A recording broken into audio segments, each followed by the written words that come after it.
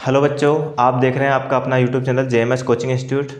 ये हमारी कक्षा 12वीं फिजिक्स हिंदी मीडियम की क्लासेस चल रही है, जिसमें हम आपको फिजिक्स का फुल डिटेल बेसिक प्लस उसके डेरिवेशन प्लस आपके अंकित क्वेश्चन जो न्यूमेरिकल्स होते हैं वो प्लस थ्योरिकल क्वेश्चन सभी चीज़ें डिटेल में करवाएंगे। अगर वीडियो अच्छी लगती है तो लाइक करें, अपने दोस्तों को शेयर करें और चैनल को सब्सक्राइब करें ताकि आपको नोटिफिकेशन मिलता रहे। और आपको अगर नोट्स चाहिए तो हमारे डिस्क्रिप्शन में टेलीग्राम की लिंक है, उस पर ज्वाइन हो जाए तो आपको हर एक क्लास के नोट्स आपको प्रोवाइड हो जाएंगे। देखें, आज का हमारा टॉपिक है कूलॉम का नियम। तो सबसे पहले क्वेश्चन किस तरह से आता है कि कूलॉम का नियम लिखिए और सिद्ध कीजिए और एक कूलॉम के नियम के द्वारा बिंदु आवेश को परिभाषित कीजिए। इस तरह से एक क्वेश्चन आता है और इसी में आपके कूलॉम के नियम की सीमाएं भी पूछते हैं। तो हमें हर एक चीज़ आज इस कूलॉम के नियम को पूरे डिटेल में समझेंगे। तो सबसे पहले आपको क्या इसकी डेफिनेशन या कूलॉम का नियम क्या होता है वो देखेंगे। तो आप देखो, एक चित्र है, चित्र आपको बनाना है एक छोटा सा, उससे आप कूलॉम के नियम की डेफिनेशन समझ सकते हैं। तो सबसे पहले आपका एक बिंदु आवेश हो गया आपका Q1, दूसरा आपका बिंदु आवेश हो गया क्या Q2, और दोनों के बीच की जो दूरी है वो कितनी हो गई R। तो दो बिंदु आवेश है आपके Q1 Q2 और उनके बीच की दूरी कितनी है R, ठीक है ना। तो आप परिभाषा समझना, देखो परिभाषा पहले, उसके बाद ये थ्योरिकल क्या लिखा है वो भी हम इस चित्र से समझेंगे, ठीक है। दो बिंदु आवेश है आपके Q1 Q2 और उनके बीच की दूरी कितनी है आपकी R है, ठीक है ना। तो किन्हीं दो बिंदु आवेशों के मध्य, इन दोनों बिंदु आवेशों के मध्य लगने वाला आकर्षण या प्रतिकर्षण बल, बल क्या होता है आपका F, बल क्या होता है F, है ना, ठीक है। अब ये आकर्षण और प्रतिकर्षण क्यों, अगर समान परिमाण के आवेश मतलब सजातीय आवेश रहेंगे तो प्रतिकर्षण रहेगा, और अगर विजातीय आवेश रहेंगे तो क्या रहेगा, आकर्षण रहेगा, जो पहली क्लास में आपने आपको बताया था, ठीक है। तो जो बल का मान होता है F, वो इनके जो आवेशों के गुणनफल, जो आवेश है उनके गुणनफल के तो क्या होता है, अनुक्रमानुपाती होता है। देखो यहाँ लिखा हुआ है कि किन्हीं दो बिंदु आवेशों के मध्य लगने वाला दो बल कार्य कर सकते हैं, या तो आकर्षण बल कार्य करेगा या प्रतिकर्षण बल कार्य करेगा। इन बल का मान आवेशों के जो गुणनफल है, जो आवेश है, आवेश क्या है Q1 Q2, इनके गुणनफल, इनके गुणनफल मतलब एक आवेश आपका Q1 और दूसरा आवेश है Q2, इनके गुणनफल के तो क्या होता है, समानुपाती होता है। और इस वही बल का मान F, उनके बीच की दूरी, बीच की दूरी कितनी है R, R के वर्ग के बीच की दूरी के वर्ग, बीच की दूरी क्या है R, इसके वर्ग क्या क्या होगा, व्युत्क्रमानुपाती होता है। ये आपकी डेफिनेशन है, ठीक है। और ये बल दोनों, ये जो आपका दोनों आवेशों के बीच जो बल कार्य करता है वो उसी के अनुदिश कार्य करेगा, जो रेखा है उन आवेशों को मिलाने वाली रेखा है उसी के अनुदिश कार्य करता है ये बल, ठीक है ना। अब देखें आप, माना एक तो आपका Q1 और Q2 परिमाण के दो बिंदु आवेश हैं जो एक दूसरे से कितनी दूरी पर, R दूरी पर स्थित है, और उनके मध्य लगने वाला बल, अब वो बल आकर्षण या प्रतिकर्षण हो सकता है, ठीक है। तो अब हम समझते हैं, देखें आप, ठीक है। तो जो उनके बीच लगने वाला बल F का मान, बल का मान क्या होगा, देखो यहाँ किन्हीं दो बिंदु आवेशों के मध्य लगने वाले आकर्षण या प्रतिकर्षण बल का मान आवेशों के गुणनफल के समानुपाती, आवेशों, एक आवेश क्या है आपका Q1 और दूसरा क्या है आपका Q2, इनके गुणनफल के तो क्या होता है, समानुपाती होता है, समीकरण 1। और यही बल F, उनके बीच लगने वाला बल F, उसके बीच की दूरी, देखो यहां लिखा हुआ है आपका कि उनके बीच की दूरी के वर्ग के व्युत्क्रमानुपाती, तो उसके बीच की दूरी कितनी है R, और R का वर्ग क्या हो जाएगा R², और व्युत्क्रमानुपाती के लिए इधर वाली जो आपकी संख्या होती है वो किस में होती है, बटे में होगी, ठीक है। तो उसके बीच की दूरी के वर्ग के व्युत्क्रमानुपाती होता है। ये आपका समीकरण 2 हो गया। तो इन समीकरण से भी आप डेफिनेशन लिख सकते हैं, डेफिनेशन से समीकरण लिख सकते हैं। कैसे कि किन्हीं दो बिंदु आवेशों के मध्य लगने वाला आकर्षण या प्रतिकर्षण बल का मान आवेशों के गुणनफल के तो समानुपाती होता है और उसके बीच की दूरी के वर्ग के व्युत्क्रमानुपाती होता है, ठीक है। ये आपका समीकरण 1 और 2 हो गए। इनको मिलाकर लिखने पर तो समीकरण 1 व 2 से इनको अगर मिलाकर लिखते हैं तो F जो ऊपर है, मतलब समानुपाती का है, वो ऊपर ही रहेगा Q1 Q2, और बटे वाला आपका R² यहाँ आ जाएगा, क्योंकि इसका और इसका क्या हो गया, गुणा हो गया, तो ये एक का गुणा इसमें हो जाएगा आपका Q1 Q2 बटे R² हो जाएगा। अब यहाँ से इसको हटाएंगे तो एक नेतांक राशि आती है, अनुक्रमानुपाती या समानुपाती या व्युत्क्रमानुपाती का निशान हटाते हैं तो एक नेतांक राशि आती है, बराबर लगता है, एक नेतांक राशि आती है, वो क्या हो गई, K आ गई, ठीक है। और ये आपका होगा Q1 Q2 बटे आर स्क्वायर। ठीक है, ये आपका हो गया समीकरण क्या, 1 और 2 हो गया था, तो ये समीकरण क्या हो गया आपका 3 हो गया। ठीक है, 3 समीकरण हो गए, है ना। चूंकि अब यहाँ जहाँ लिखेंगे, यहाँ के क्या था, जहाँ के एक क्या है, नियतांक है, एक नियतांक है, नियतांक है। ठीक है, कि आपका क्या है, एक नियतांक है ना। अब आगे देखें आप, देखो अब इस के का मान कौन सी पद्धति में, पहले एसआई सीजीएस पद्धति में बात करते हैं, तो सीजीएस पद्धति में सीजीएस पद्धति में जो के होता है, के की वैल्यू कितनी होगी 1। तो समीकरण कौन से इसी समीकरण कौन से 3 से, समीकरण 3 से हम क्या लिख सकते हैं, देखो यहाँ के की वैल्यू 1 लिख देंगे, तो एफ बराबर कितना हो जाएगा आपका, एफ बराबर हो जाएगा आपका Q1 Q2 बटे आर स्क्वायर। क्यों, क्योंकि यहाँ के की वैल्यू कितनी आ गई, 1 आ गई, और इसका मात्रक क्या होता है, डाइन होता है। क्या होता है, डाइन। कौन सी पद्धति में, सीजीएस पद्धति में बल का मात्रक क्या होता है, डाइन होता है। यही चीजें आपके ऑब्जेक्टिव में आती है ना। ये सीजीएस पद्धति में मान आ गया। अब इसी को हम कौन सी पद्धति में कर रहे हैं, एसआई पद्धति में। तो एसआई पद्धति में आपने पद्धतियां पढ़ी होंगी 11th क्लास में। सीजीएस पद्धति होती है, एसआई पद्धति एमकेएस पद्धति का परिबद्ध रूप है, फिर आपका एफपीएस पद्धति होती है। इस तरह से पद्धतियां होती है। ठीक है ना। तो एसआई पद्धति में जो के होता है, के की वैल्यू कितनी होती है, 1/4 पाई एप्सिलॉन नॉट। ठीक है, इतनी होती है। जहां जो एप्सिलॉन नॉट होता है, चूंकि है ना, याद रखना क्योंकि ऑब्जेक्टिव में पूछा जाता है, जो एप्सिलॉन नॉट होता है इसका जो मान होता है कितना होता है, 8 पॉइंट, है ना, इसका मान होता है 8.854 इंटू 10 की पावर -12 कूलाम प्रति newton into metre square. Coulomb square होता है, सॉरी, कूलाम स्क्वायर प्रति न्यूटन इंटू मीटर स्क्वायर। ये इसका एसआई मात्रक होता है, और इसका एप्सिलॉन नॉट का मान होता है इतना। ठीक है, ये ऑब्जेक्टिव में पूछा जाता है। अब यहाँ देखिए आप, के का मान कितना आ गया, 1/4 पाई एप्सिलॉन नॉट। इसका मान हम समीकरण कौन से में रख दें, 3 में। तो कहाँ से, कौन से समीकरण से, समीकरण 3 से। समीकरण 3 में किसका मान रखने पर, के का मान रखने पर, के का मान रखने पर समीकरण 3 में हम के का मान रखेंगे, तो देखें क्या आएगा आपका। देखो समीकरण 3 ये था, तो F is equal to 1/4 pi epsilon not. ठीक है ना। और Q1 Q2 के की वैल्यू है ये पूरी, और Q1 Q2 बटे आर स्क्वायर। यहाँ तो एप्सिलॉन नॉट का हमने मान अलग से बता दिया था कि आपको ऑब्जेक्टिव में पूछा है तो आप कर सकते हैं। इसका मात्रक ये क्यों आया, हम नेक्स्ट क्लास में आपको बताएंगे।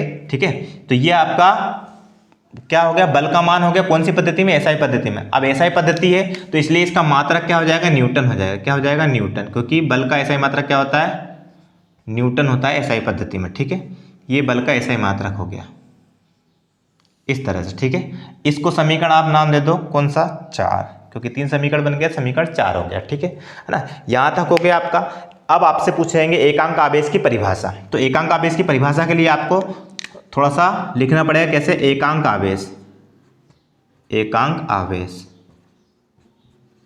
एकांक आवेश के लिए आपको मानना पड़ता है। क्या मानेंगे वो देखा आप, है ना, माना। देखो F का मान कितना होता है, 9 × 10 की पावर 9। ठीक है, 9 × 10 की पावर 9 न्यूटन। ये F का मान होता है बल का मान। ठीक है ना। अब ये देखो इतना आपका किसका मान होता है, बल का मान होता है। ठीक है, जो आवेश है आपका, जो आवेश है ना, उसका मान कितना होगा वो देखें आप। देखें एकांक आवेश की परिभाषा से पहले एक आपका है, एक चीज और करनी है आपको।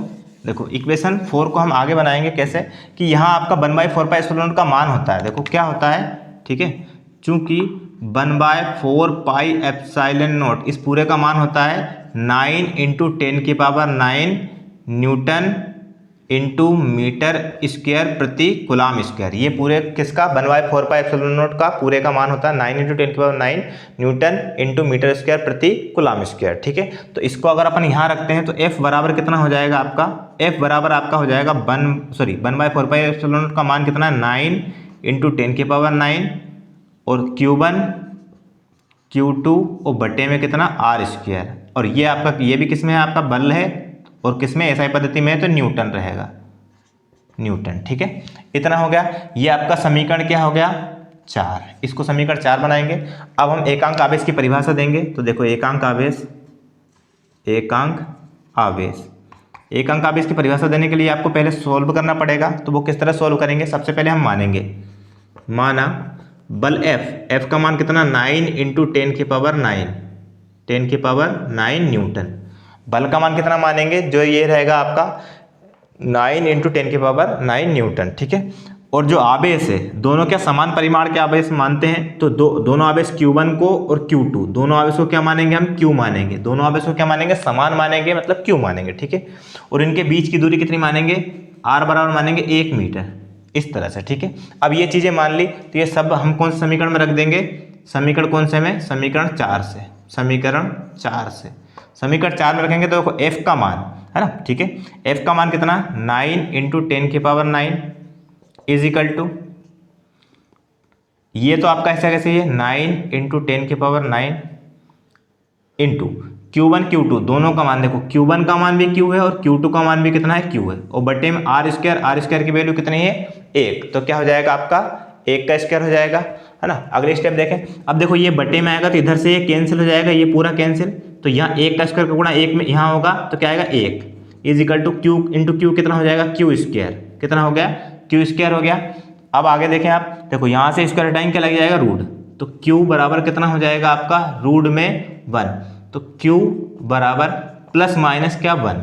ठीक है, प्लस माइनस क्या निकलेगा 1 निकलेगा, तो Q का मान क्या आ गया आपका प्लस माइनस 1 आ गया। अब इससे एकांक आवेश की कैसे परिभाषा देंगे हम, है ना, वो देखें। पहले एकांक आवेश की परिभाषा लिख लेते हैं। अगर देखो आपका इतना तो समझ में आ ही गया होगा कि किन्हीं दो बिंदु आवेशों के मध्य लगने वाला आकर्षण प्रतिकर्षण बल का मान उनके आवेशों के गुणनफल के तो समानुपाती होता है और उसके बीच की दूरी के वर्ग के व्युत्क्रमानुपाती होता है। फिर हमने दोनों को साथ में मिलाकर लिख दिया, तो यह स्टेप आ गई। और उसके बाद यहाँ से हटाया तो एक नेतांक राशि आ गई क्या k, बीच में बराबर लगेगा, k का मान सीजीएस पद्धति में 1 होता है तो 1 रख देंगे। तो यहाँ आपका ये सीजीएस पद्धति में बल का मान आ गया, इसका मात्रक क्या होता है डाइन। एसआई पद्धति में k का मान इतना होता है और यहाँ एप्सिलॉन नॉट का मान इतना होता है। ठीक है ना, ये विद्युतशीलता होती है एप्सिलॉन नॉट। ठीक है, यहाँ आपका इतना होता है और यहाँ f बराबर, या इसकी वैल्यू कितनी, k की वैल्यू यहाँ समीकरण कौन से में 3 में, समीकरण 3 में k का मान ये रख दिया। फिर 1/4 एप्सिलॉन नॉट पूरे का मान कितना होता है इतना 9 into 10⁻9 newton metre into metre square प्रति कूलम स्क्वायर। ठीक है, तो इसकी जगह पे ये रख दिया, आपका समीकरण 4 हो गया। अब एक इतना तो आपका व्यंजक आ गया, इतना ही आपसे पूछा है। अगर आपसे आगे पूछे एकांक आवेश की परिभाषा देना है तो हमें इसको आगे बढ़ाना पड़ेगा कि माना बल का मान अपने को इतना ही मानना है 9 इंटू 10⁻9 न्यूटन, Q1 Q2 दोनों समान परिमाण के आवेश मानने मतलब Q मानना है और उनके बीच की दूरी क्या माननी है 1 मीटर। इनका मान अपन ने यहाँ रख दिया और यहाँ ये बटे में आएगा तो कैंसिल हो जाएगा, और ये 1 का गुणा यहाँ भी देखो कैंसिल हो गया, पूरा 1 बचा, और 1 का गुणा इधर 1 में किया तो 1 ही आएगा। और किसी का भी स्क्वायर करते हैं 1 का स्क्वायर कितनी बार करते हैं तो 1 ही आएगा, 1 का स्क्वायर करें कि आप क्यूब करें। तो ये स्टेप आ गई आपकी, है ना। फिर स्क्वायर हटाया तो रूट लग गया और रूट में से प्लस माइनस बाहर निकलता मतलब प्लस माइनस 1 आ गया आपका। ठीक है, अब इससे हम एकांक आवेश की परिभाषा देंगे, वो समझना आप। देखा हम इससे एकांक आवेश की परिभाषा कैसे देंगे। देखो यहाँ हमने माना क्या था, बल का मान माना था 9 इंटू 10⁻9 न्यूटन।